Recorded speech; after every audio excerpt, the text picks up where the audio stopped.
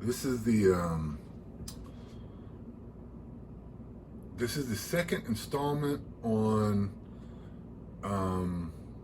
the Monkey Speaks channel pertaining to the playlist, and this will be the first, actually the first installment, because the first thing was the first video, and then the installment's the second thing.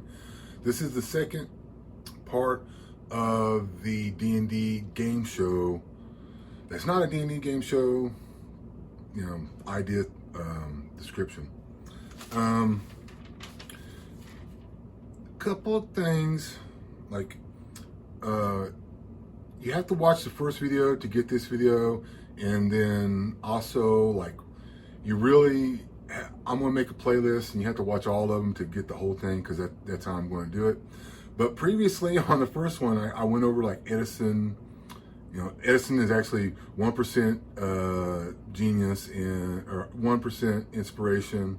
Genius is 1% inspiration and 99% genius. I said on the earlier one, I said like 2%. I don't know, I was thinking of milk maybe, 2%, and then 94, and that don't even add up. That's 96. You know, the other two, I guess that's magic, right? And then I called Robin Hood the King of Thieves, and he was known as the Prince of Thieves.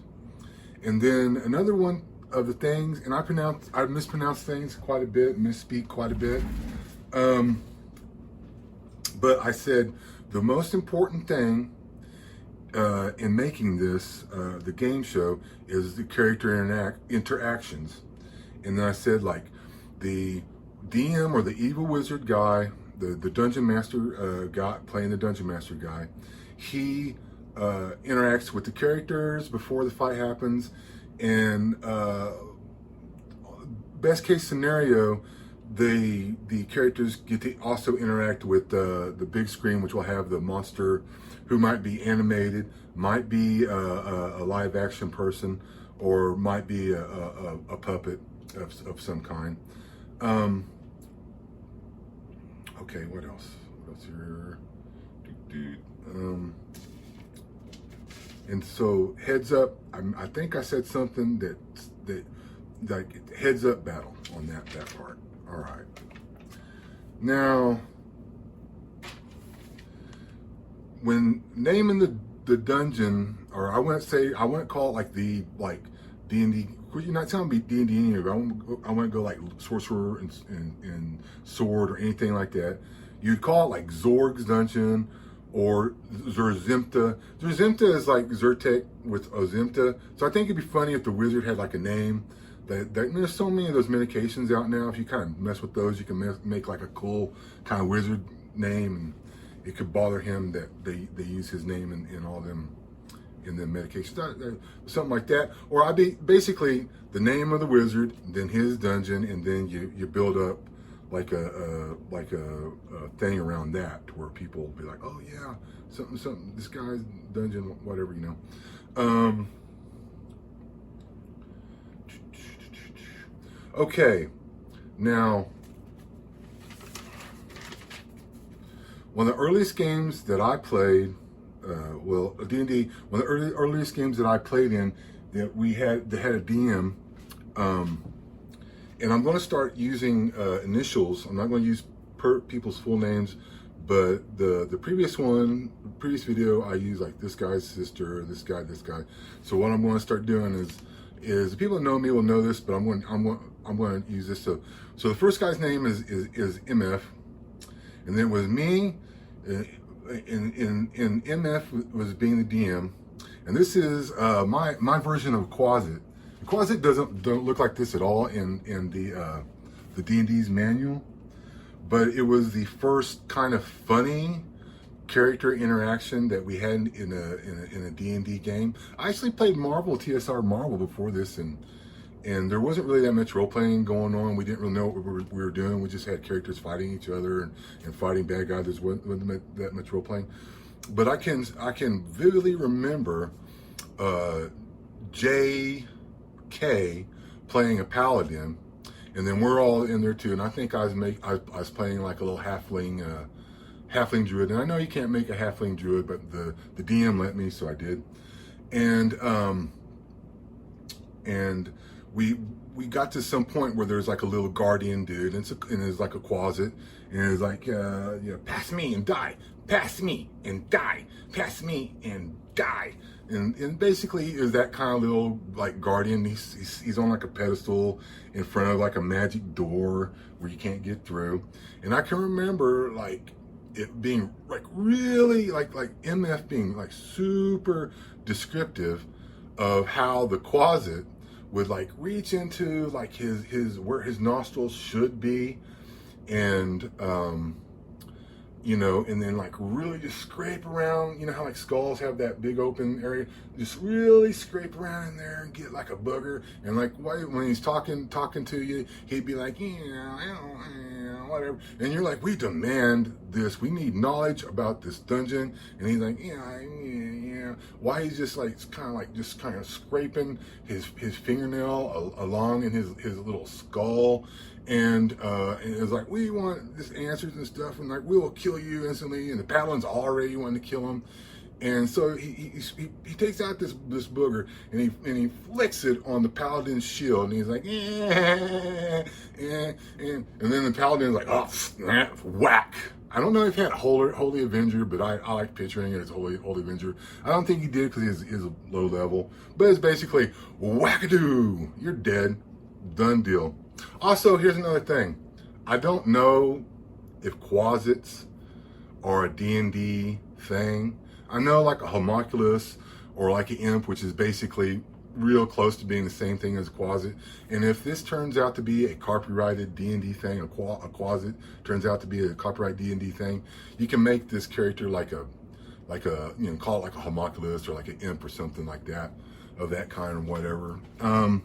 So, D&D's chock full of stuff like that. It's like, you got all the elves and things, but then you have like the hook horror, and there's even like a video about like the Lost Alien of Monsters, where they use like a couple of the monsters, the Bullet and the Rust monster from these old toys.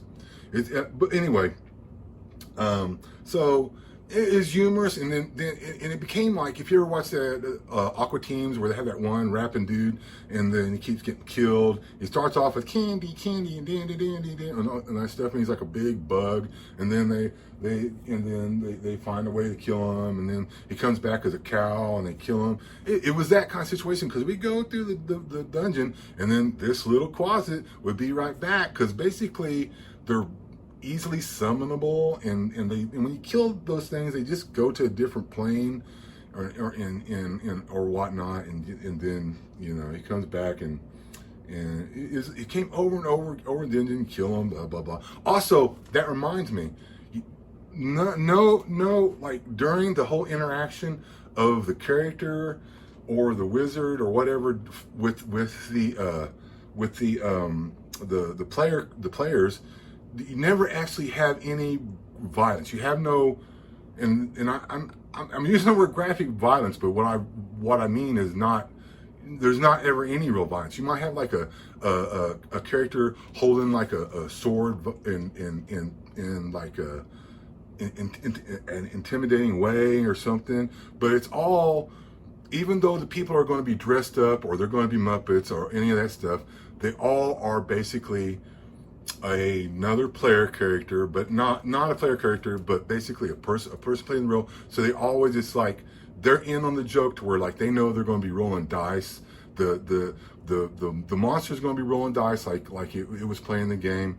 And then the wizard, the DM's doing its thing, and then the player characters are going to do that thing. So there's not actually going to be any kind of actually shown violence. If the monster wins, it has like a celebrated animated. If you want a preset to where you do it beforehand, they have like a preset celebrated animation. If it loses, it has like, oh, and then the wizard condemns it in some ways, like, I thought that I'd get you in the dungeon and you'd be a winner, or he'd be like, oh, well, I didn't expect much from you anyway, or something like that, And where am I at now?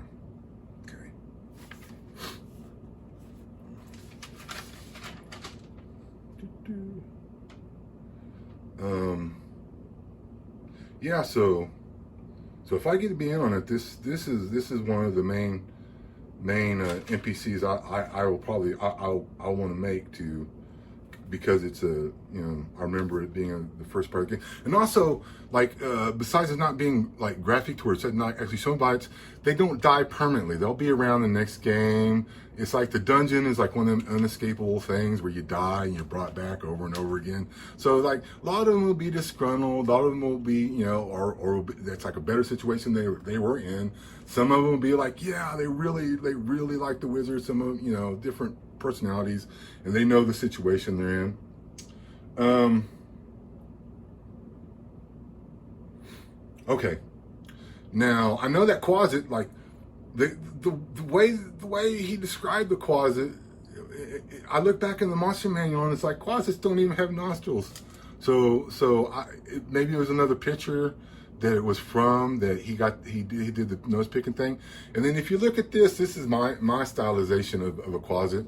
And also I have to admit that while I was drawing it, I was like, well, I gotta draw these legs in the background. And then I remembered a Kids in the Hall episode where they had Dave Foley as like a demon, and he's like in a wall, and these people are trying to convince him to like, yeah, you need a demon, and he'll help you out, and all that kind of crap like that. It's like it's partially like my idea of a closet, but then as I drew on in the body part, I'm a much better shader than I am a contour outline artist. A lot of my stuff looks doughy sometimes. Well, anyway, that doesn't matter. So is there something else besides that one thing I really want to convey?